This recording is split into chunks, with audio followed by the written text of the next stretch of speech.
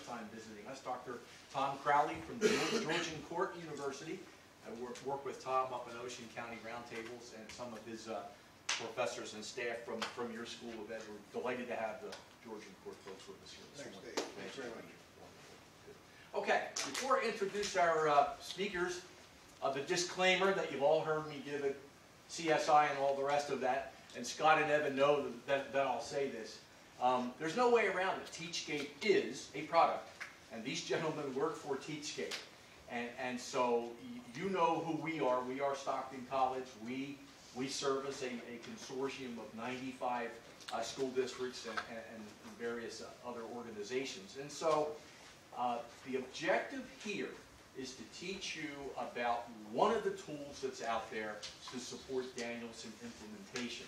We have no financial nor vested interest or commercial interest in Teachscape. The gentlemen know that, we've been saying that, but there's only one way to have you learn about Teachscape, and that's to come hear about it. So that's the focus of this morning.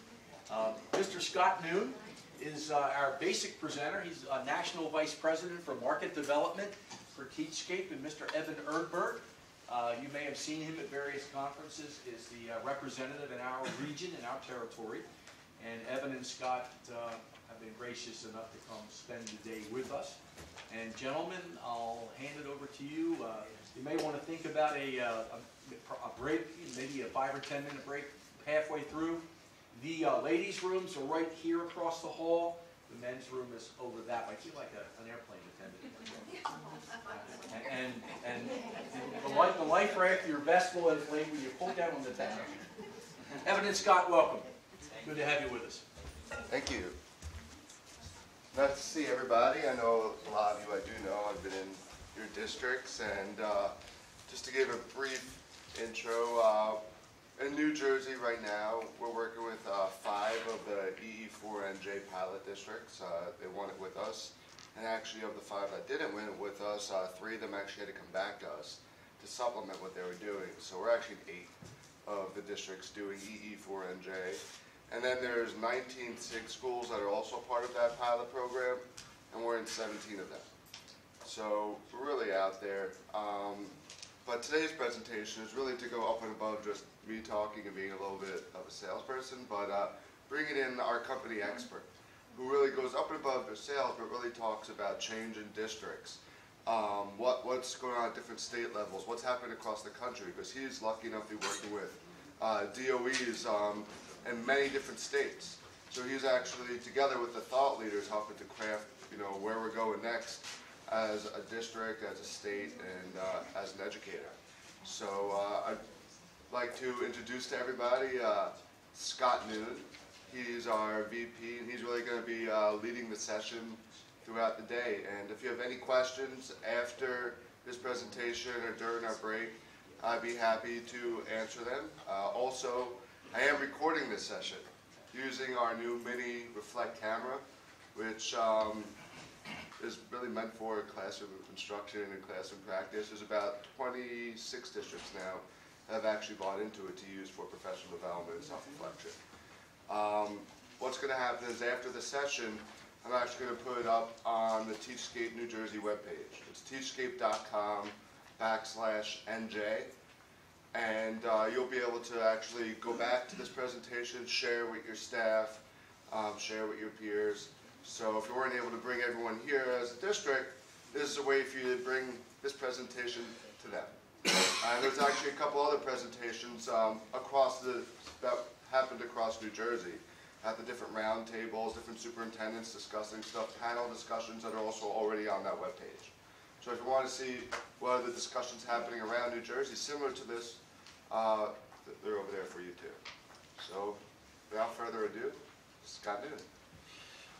Folks, I have some Wi-Fi codes. Anybody need Wi-Fi? Yes. Thank you. Anyone else? Anybody over here? What's that? Gotta get online. Multitask through the day. Good morning, everyone. I'm going to skip a wireless microphone in because I think My first career was a Lutheran pastor. I was a preacher for 10 years, and it'll start to become evident after a while. Oh my gosh, he's on a roll. So, hopefully we'll be plenty loud enough for folks everywhere in the room, and then you'll be able to enjoy the workshop today. And as Evan mentioned, I'm a bit of a policy hack, and I work advising state departments of education. Market development means basically what I do is I try to support state-level adoptions of the Danielson framework and teach state technologies that support the Danielson framework.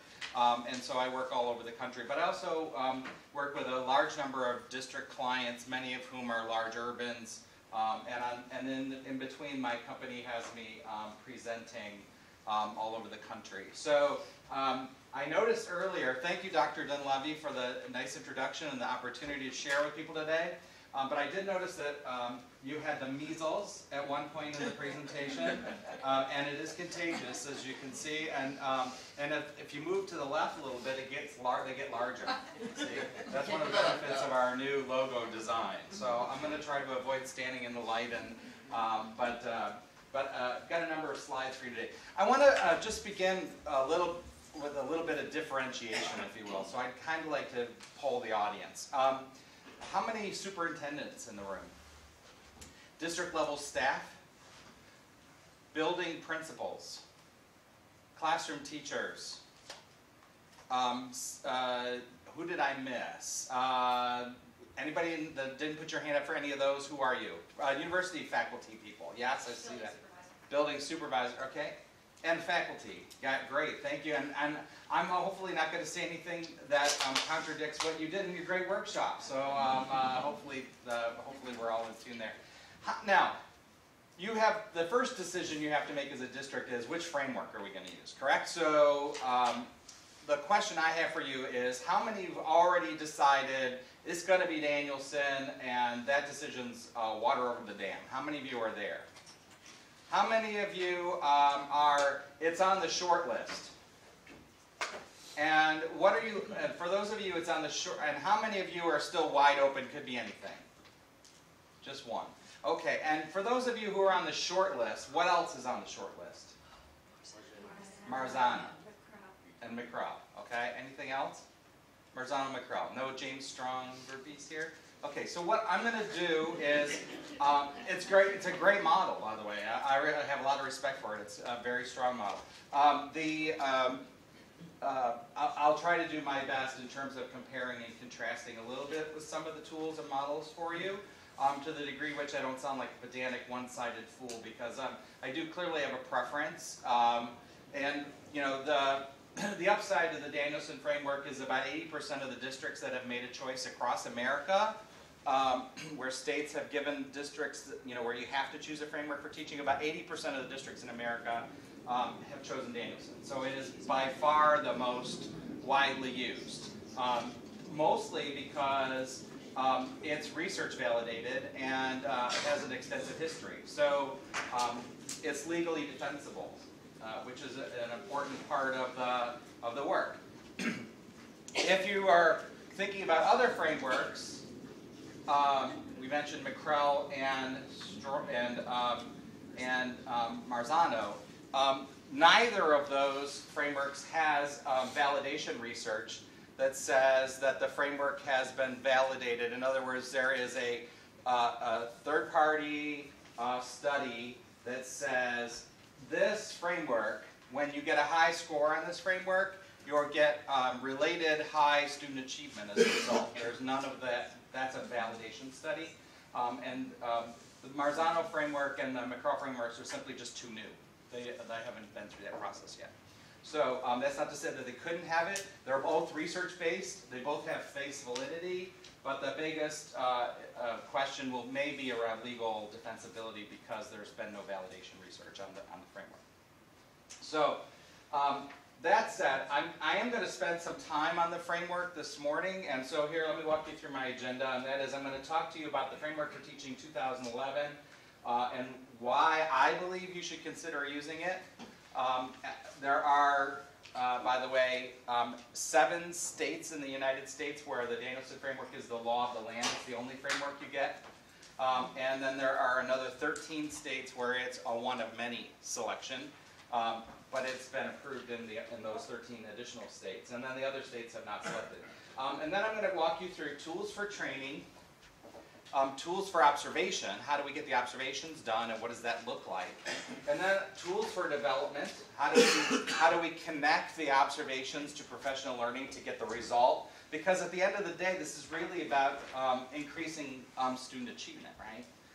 If we're doing this just to label teachers, then we have a problem. So the goal of the evaluation process is to be educative, to help teachers learn something from the evaluation process, and to drive professional development. And then the last, we'll do some Q&A at the end, but we'll do Q&A all the way through. I'm not a big fan of coats and ties, so please feel free to get comfortable. We're here for a while, and so again, just stop me if you have any questions along the way. So without further ado, we'll dig in. So I want to introduce you quickly to TeachScape. Who is TeachScape? We have this company, and prior to the evaluation activity that's been going on all over the state, many of you never heard of us. And so I wanted to introduce you to who we are. We are a teacher effectiveness company. We're focused on, we've been around since 1999. We are focused on strategies, technologies, tools, consulting services, whatever it takes to ensure that every kid has the most effective teacher possible in their classroom. And we do believe that a strong part of that, by the way, is supporting instructional leaders. So we do a lot of work with principals, principal development. If your district has SIG programs, we do school turnaround work. We've been successful at turning around 8 chronically underperforming elementary schools in Detroit. We have 2 high schools that have never made AYP in the last 8 years, who both hit AYP after only 18 months working with us. They're both back on track and out of the hole, as they say. In Galveston, Texas, we do a huge project there, turning around 4 schools in their district, which is fairly small. So we do a lot of work around this whole teacher effectiveness initiative, building cultures of data-driven decision-making, principal coaching, principal support, teacher coaching. We have a variety of tools. So we're going to spend much of the morning talking about our toolkit, but I want to start that out by undergirding it with some philosophical approaches about framework of choice and approach to evaluation. So TeachScape this is our timeline. Like I said, we started in 1999. We have partnered with the Carnegie Foundation for Excellence in Teaching. We've been partnered with McCrell on the Bob Marzano training. You'll find in our online content stuff lots of classroom instruction that works that we've done in partnership with McCrell. We've got a recent partnership with Charlotte Danielson as a result of the MET study, and I'm going to say more about that in a second. But we've also worked very closely with the teachers' unions since our beginning, both the NEA and the AFT.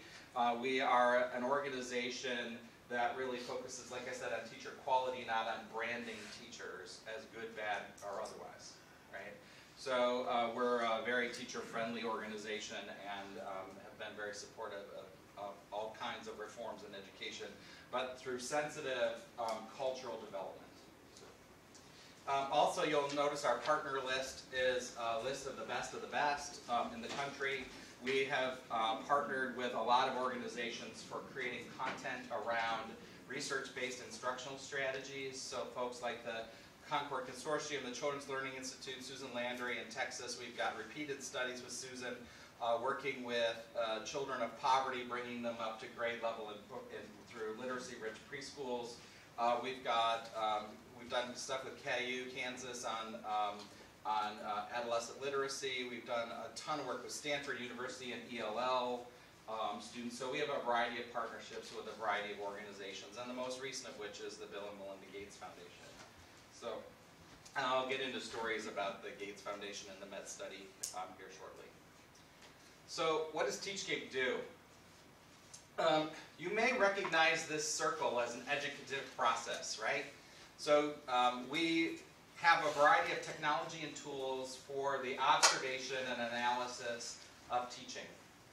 Teaching is a complex performance art, and therefore it's not something that is to be reduced to checklists Although lots of observers want a simple, just give me a checklist and I'll check off the right boxes, let's make this fast and easy. It's a complex performance art, and so this requires performance evaluation that's really akin to some of the best studies and the best work that's out there, and yet we need to do it at the district level. And so Teachscape has tools and technologies to support the observation and evaluation teaching, and the flip side of the educative process is now that we know what you know and are able to do, how do we support you in getting better at it? So one of the things that we often forget is that people who score the 92 on the test can still learn the other 8%. And so no matter where you are on your performance continuum, Teachscape has tools and technology, content, resources, and so forth that will help you develop and build capacity in your team. So a lot of times teachers report that they think the evaluation process is not educative. They don't learn anything from it. Well, it's not surprising. I mean, think about how traditionally it happens, right? Principal says, I'm going to come see your classroom today. Teacher says, okay. And the principal comes, the principal schedules the meeting, the principal does the observation, principal writes up his or her notes, principal types up the report, principal calls the teacher in, they have a post-conference, and the principal says, this is what I think, and every smart teacher knows that the busy principal will eventually stop talking and go on to do something else that they have to do, and all I need to do in the evaluation process is endure it, right? Most teachers understand that this is a fairly straightforward process that we've been using for a long, long time. It's not an educative process because in order to have education, the learner has to be involved in the process. So you'll see that with Teachscape, we involve the learner very heavily in this model, also with the Danielson framework. Charlotte actively supports a methodology she calls collaborative reflection. So we want teachers and principals to collaborate together in thinking about practice and reflecting on practice. And so you'll see that becomes evident in the model. So then Teachscape then has products and services that are aligned to both halves of that circle, evaluation and the bottom half of development. I'm going to begin with Lee Schulman's comment as we start to think about the framework for teaching. Because the goal, this actually comes out of Covey, right? Stephen Covey, begin with the end in mind when you think about teacher evaluation. So the first thing you have to do is decide when we win, right? What's the goal? What's the objective? What does great teaching look like? So if you don't begin with the end in mind, you can't assess and move people toward it. And so, and then as Lee was thinking, Lee Schulman, who used to be the president of the Carnegie Foundation for Teaching, says, after 30 years of doing such work, I have concluded that classroom teaching is perhaps the most complex, most challenging, and most demanding, subtle, nuanced, and frightening activity that our species has ever invented. The only time a physician could possibly encounter a situation of comparable complexity would be in the emergency room of a hospital during or after a natural disaster. And Charlotte would be quick to point out to you that the physician in the emergency room will see his patients one at a time, which we would call tutoring, not teaching. So the complexity of the teaching task is enormous, and therefore we have to respect that as part of the evaluation process. Again, my anti-checklist kind of approach to things. So I'm going to talk to you a little bit about the purposes of evaluation. So you understand there are really two reasons why we do teacher evaluation. The public cares about this one, quality assurance. How do I know that the person in front of my son or daughter today is qualified to be there? And that they're not going to do damage and they're going to do a reasonable amount of good, and that I, as a taxpayer, and you're using my money, have a reason to expect a certain level of performance from my teachers. Quality assurance. By the way, the state's role in evaluation is which of these? Second purpose is professional development. Assuming that evaluation is an educative function, then there's professional development is the other purpose. So the state's role, state's obligation is where? Quality assurance, right? Districts have a moral obligation for which? This one, right? So at the end of the day, as district leaders, you want to complete the circle, yet the state is only obligated and is going to demand of you that you do the top half of the arch. but you know that in order to get a result for your dollar, that the evaluation process must become educative and must connect observation about teacher performance and, by the way, a whole career path. So if I'm not just looking at gaps, I'm not just looking at deficits, but I'm looking at career goals, personal goals. The district is developing talent toward having a talent pool that's ready to do a variety of things. So the district has an interest in human capital as well, and therefore needs to move all. So this process has got to become educative. It has to become circular. For evaluation system design, I just want you to think about these things for a second. On the left side, you got rigor. High rigor at the top, low rigor at the bottom. But now more and more states are attaching stakes, or districts are attaching stakes to this process. Left is low stakes, right is high stakes.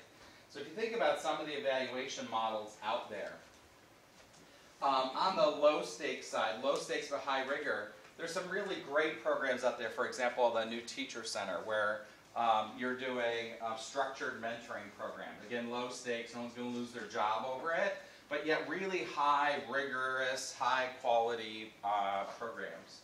On the lower left side, informal mentoring, low rigor, low stakes, but also traditional evaluation systems.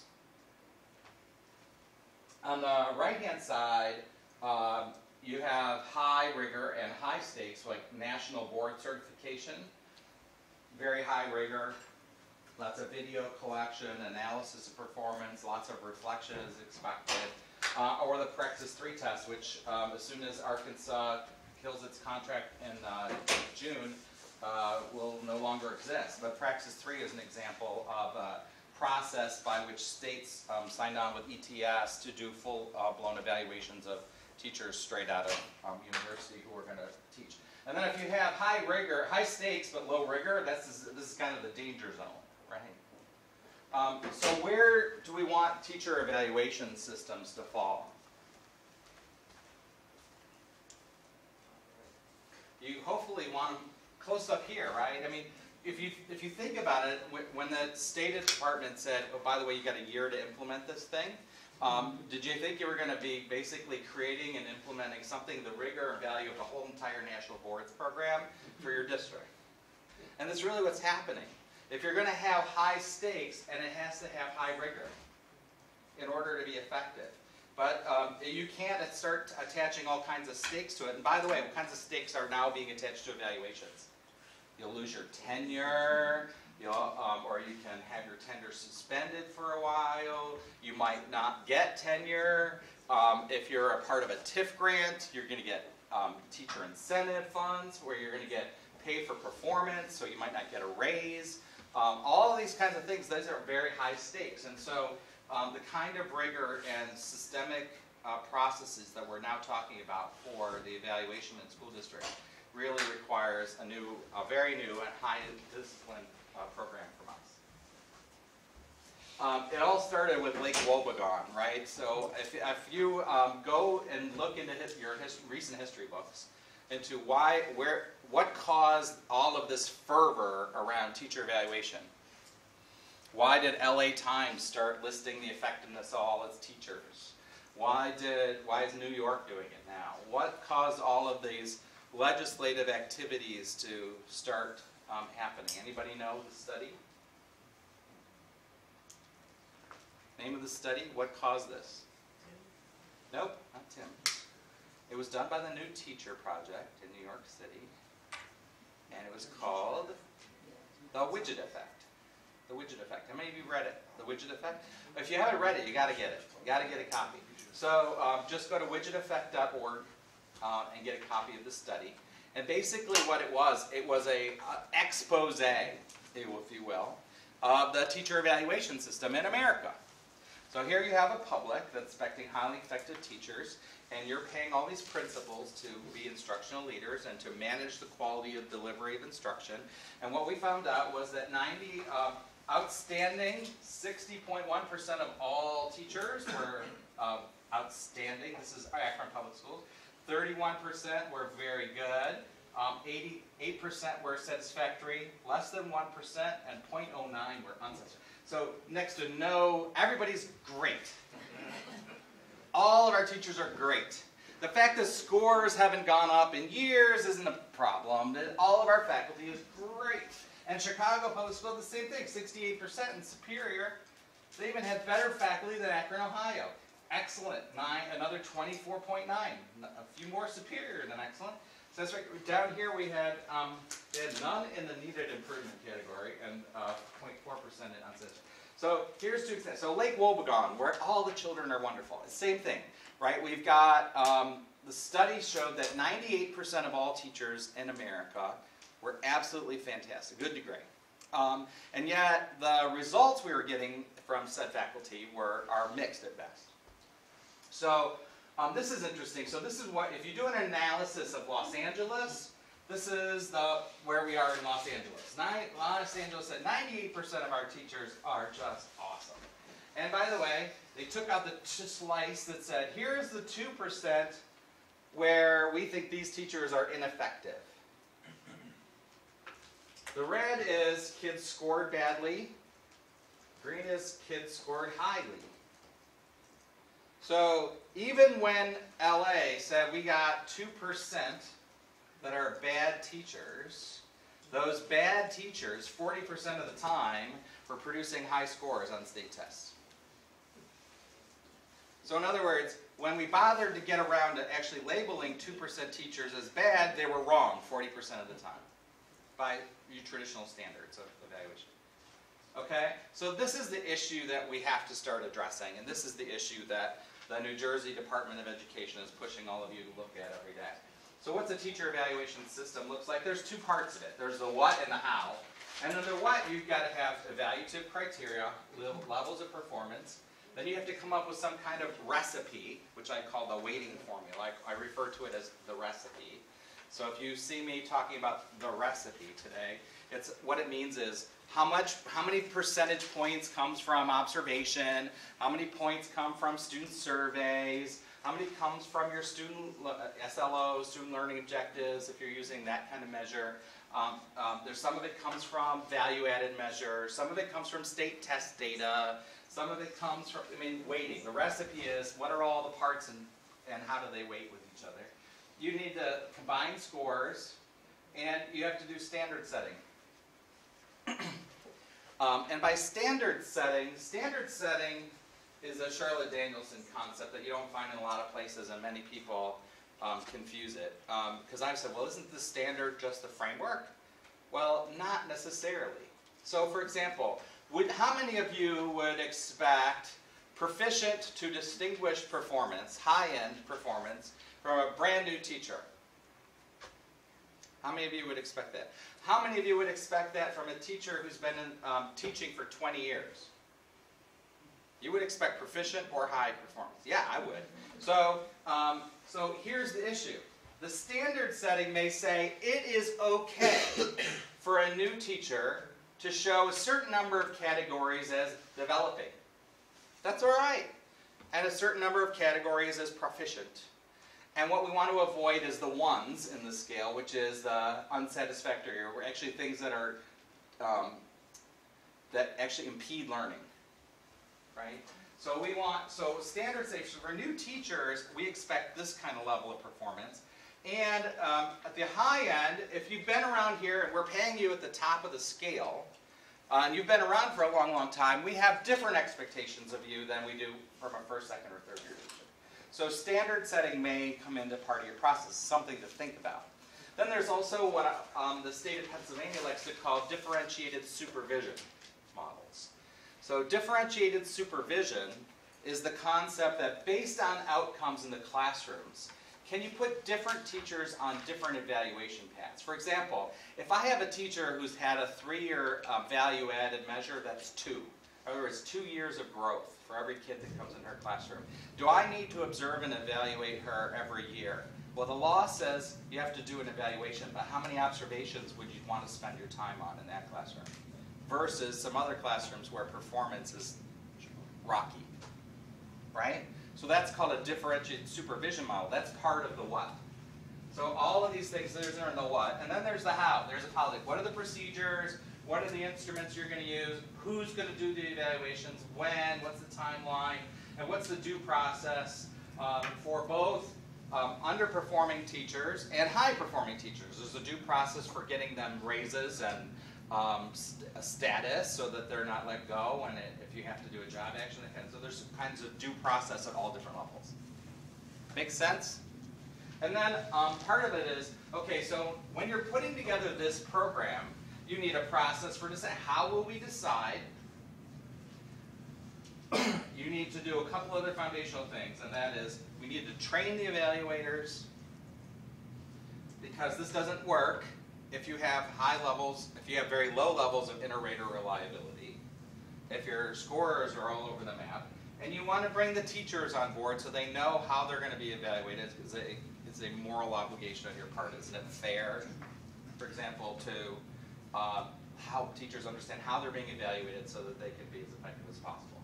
So all of this is part of the work that you'll have to do. And by the way, I will make the slides available, so if you're writing notes furiously to get just stuff off of the slides, don't worry about it, I'll get those to you. Any questions about evaluation systems? Quick overview. So how do we make the most of a blueprint? So we need a clear, so this is kind of reinforcement. Clear definition of the teaching, you need instruments and procedures, you need trained evaluators, you need professional development so that's aligned to the outcomes, so that if you have if you identify growth opportunities for your teachers, that you've got PD to continue that growth, and process for making a final judgment, i.e. the recipe. Now you'll know, for those of you who are studying Danielson, you may recognize this book. This was the first book. This is the 1996 version of the Danielson framework. It's been around for a long, long time. It was called Enhancing Professional Practice, and it was updated in 2007 in a product called Enhancing Professional Practice.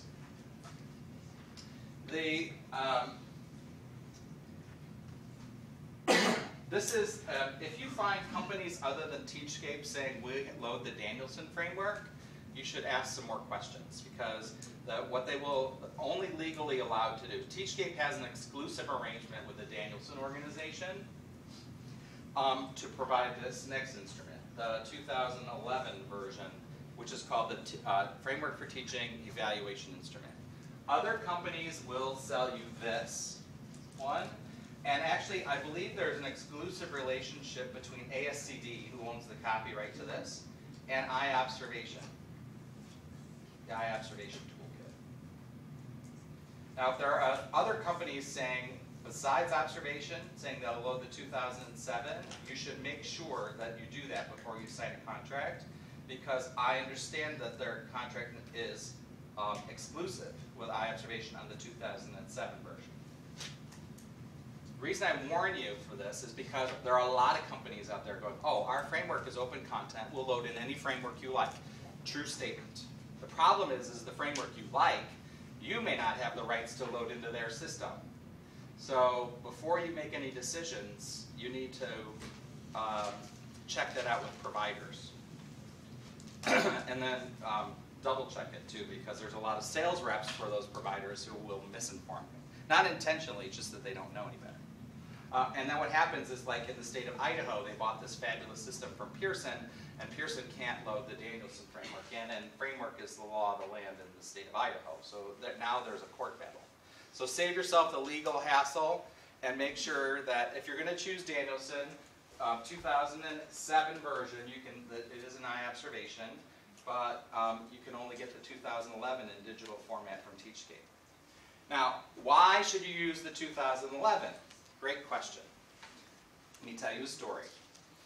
There was this little unknown guy by the name of Bill Gates, and he has a foundation called the Bill and Melinda Gates Foundation. And Bill Gates in 2009 posed a very interesting question. He said, what is great teaching? And once we figure out what it is, how do we make lots more of it? And with that, he spent $350 million to set off on this little project called the MET study, or the Measures of Effective Teaching Study. How many of you know something about the Measures of Effective Teaching Study? Okay, you're going to learn a little bit more, because there's still only 5 hands. So here it is. Bill and Melinda Gates, $350 million, and basically what they did is they went to 6 school districts: Pittsburgh, Denver, Colorado, Dallas,